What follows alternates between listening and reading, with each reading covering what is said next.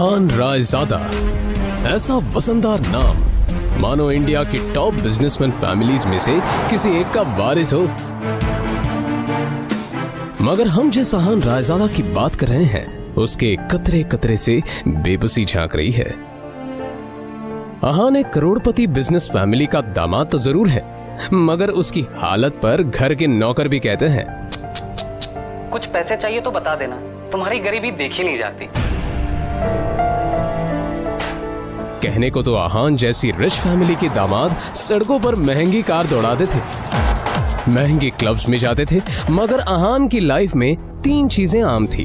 पहली चीज बेइज्जती, दूसरी चीज बहुत बेइज्जती और तीसरी चीज बहुत से भी ऊपर वाली बेइज्जती।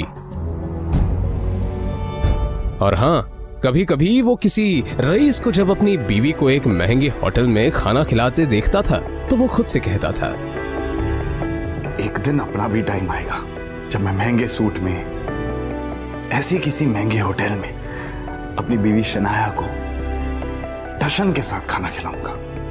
जब वो मेरे सीने से लग के एक रोमांटिक डुएट में मेरे साथ रोमांटिक कैंडल लाइट डांस करेगी ना तो वहां बैठे सारे रईसजादों के सीने पर सांप लौटेंगे।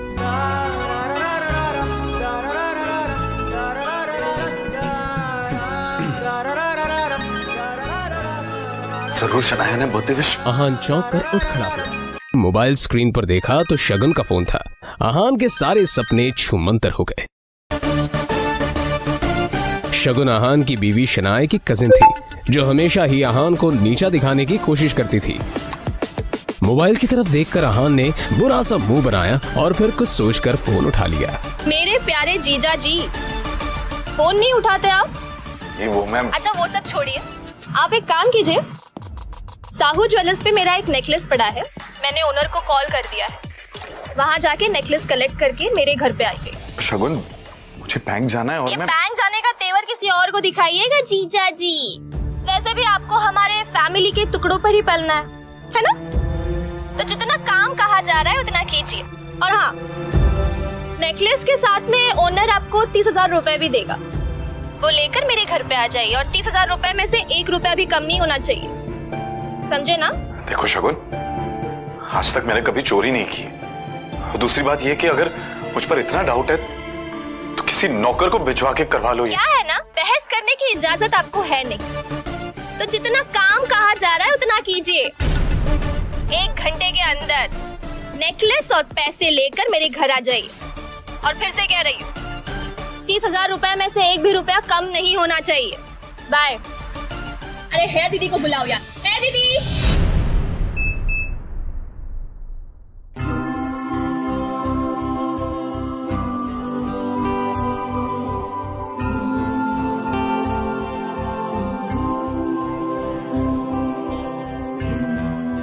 जल्द ही अहान फ्रेश होकर बाथरूम से बाहर आया और जल्दबाजी में अपनी अलमारी की तरफ बढ़ा जिसमें 2 जोड़ी पुराने कपड़े रखे थे। उनमें से जो सबसे साफ कपड़ा था अहान ने उसे पहनने के लिए चुना।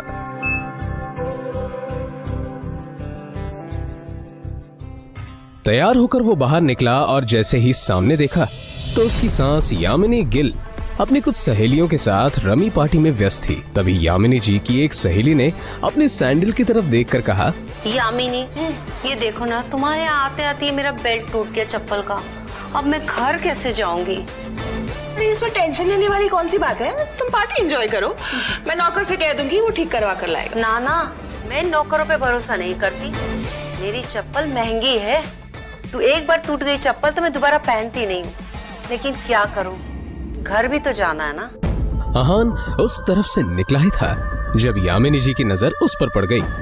डोंट वरी, नौकर नहीं है, नौकर से थोड़ा ऊपर ही है, वो तुम्हारा काम अच्छे से करेगा। आहान सुनो, ये चप्पल लो और उसे ठीक करा कर लाओ। तभी यामिनी जी की सहेली ने कहा, यामिनी, ये सब काम दामाद से अच्छा नहीं लगता।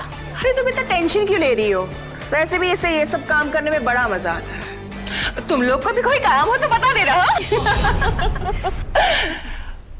दामाद है तो क्या हुआ, चप्पल भी ठीक नहीं करा सकता, कुछ तो करे, वैसे भी कुछ करता धरता तो है नहीं।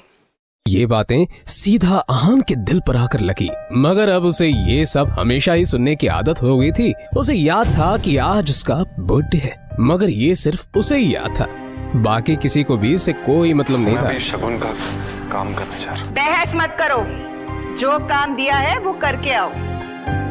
दामाद है तो दामाद की तरह रहो। भिखारी कहेगा, पता नहीं शनाया की जिंदगी में ऐसा क्या लिखा था कि तुम जैसा निठल्ला पति मिला है उसे। और अब यामिनी जी की सहेली ने आहान को उसकी टूटी हुई सैंडल की स्ट्रैप दिखाकर कहा, ये वाली चप्पल ठीक करना है, महंगी दुकान में ठीक करवाना। समझ में आया? कहते हुए उसने आहान का हाथ उठाकर सैंडल उसके हाथ में पकड़ा दिया।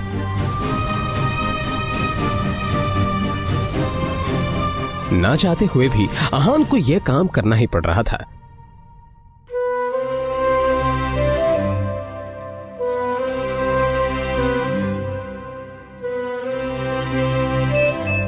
उसके मोबाइल पर उसकी बीवी शनाया ने मैसेज किया। ये मैसेज पढ़ते ही आहान के होठों पर एक स्माइल आ गई और उसकी पूरे दिन की टेंशन जैसे गायब ही हो गई। आज पहली बार शनाया ने उसे ऑफिस बुलाया था। एक वही तो थी उसकी जिंदगी में जिसकी मुस्कुराहट देखकर वो खुद को जिंदा रहता था।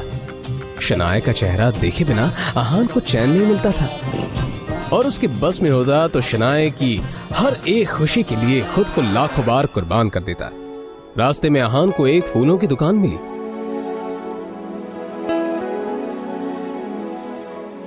और अपना पर्स निकालकर देखने लगा। उसमें सिर्फ 500 का एक नोट पड़ा हुआ था। जैसे ही आहान वापस मुड़ा तो उसे शगुन का काम और अपनी सास के दिए हुए काम याद आ गए। उसने एक नजर घूर कर उस सैंडल की तरफ देखा और कहा, माफ करना आंटीज और सासू माँ, आप लोगों को सादर प्रणाम। पर शनाया से बढ़कर मेरे लिए और कुछ नहीं है। थोड़ी सी डांट सुन लेंगे आपसे। और फिर उस पैसे से आहान ने शनाया के लिए फूलों का वो बुके ले लिया। आज वो पहली बार गिल कंस्ट्रक्शन के ऑफिस जा रहा था, जो कंपनी गिल खानदान की थी। ये सोचकर आज वो फूला नहीं समा रहा था कि वहां उसका अच्छे से स्वागत होगा कि तभी सामने से आने वाले एक आदमी से आहान टकरा गया। उसका नाम देव मल्होत्रा था। यू इडियट, दिखाई नहीं देता तुम्हें? पता नहीं कहां से मुंह उठाकर चले आते हैं। इस ऑफिस में तुम्हारी खड़े होने की भी औकात नहीं और ऐसे टहर रहे हैं जैसे तुम्हारी खाले जी का घर है। कौन हो तुम? शायद देव मल्होत्रा ने भी उसके बदरंग कपड़ों से उसे नौकर या ऑफिस बॉय ही समझ लिया था। मल्होत्रा ने एक नजर नीचे पड़े बुके की तरफ देखा और फिर उसे अपने पैरों तले कुचल के बाहर निकल गया। आहान ने अपना सर झुकाए बस उस बुके की तरफ देखा। उधर शनाया अंदर से ये नजारा देख रही थी। तभी आहान की नजर शनाया पर पड़ी तो एक पल के लिए वो अपनी बेइज्जती भूल गया और वो शनाया के केबिन में दाखिल हो गया।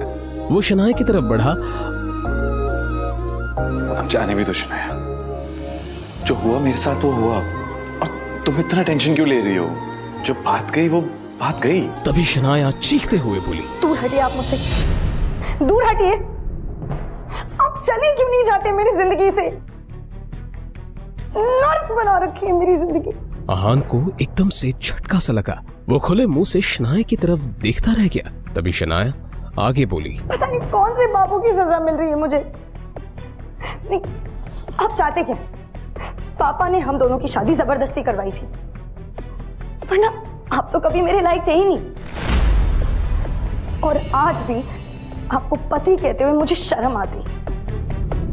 अरे आज तो ड्राइवर नहीं था इसलिए आपको बुला लिया, पर मुझे क्या पता था कि मेरा पति इस काम के भी लायक नहीं है। यहां आकर आपने मेरे सबसे पुराने क्लाइंट मिस्टर मल्होत्रा को नाराज कर दिया। अब कैसे होगा काम मेरा? आंखों में आंसू लिए शनाया ने आगे कहा, मैं जहां पर भी जाती हूँ आप मुझे बेइज्जती के सिवा और कुछ नहीं दे सकते। सिर्फ एक बदनुमा दाग बनकर रह गए आप मेरी जिंदगी पर। इतना कहकर शनाया केबिन के बाहर निकल आई। तभी रास्ते में पड़े बुके की तरफ देखकर शनाया ने कहा, क्या है ये सब? क्या गंदगी फैला रखी है यहाँ पर?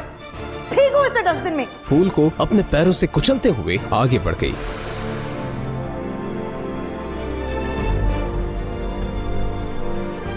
मल्होत्रा अपनी कार में बैठा पहले से शनाया का इंतजार कर रहा था। फिर आहान के सामने ही शनाया अपने क्लाइंट मल्होत्रा के कार में बैठी और बिजनेस के सिलसिले में वहीं से जा चुकी थी। तभी आहान के सामने काली रंग की कार आकर रुकी, जिसमें से एक अधेड़ उम्र का शख्स बाहर निकला। आहान उसे देखते ही चौंक गया, क्योंकि उसकी यहां आने की उम्मीद आहान को बिल्कुल नहीं थी। वो आदमी आहान के सामने आकर बोला, यंग मास्टर, एशिया की सबसे अमीर कंपनी और रायजादा ग्रुप के अरबों रुपए का बिजनेस एम्पायर आपका इंतजार कर रहा है। वक्त आ गया है कि आप आकर अपना बिजनेस संभाल लें। आखिर कौन है ये आदमी? आहान के साथ शनाया के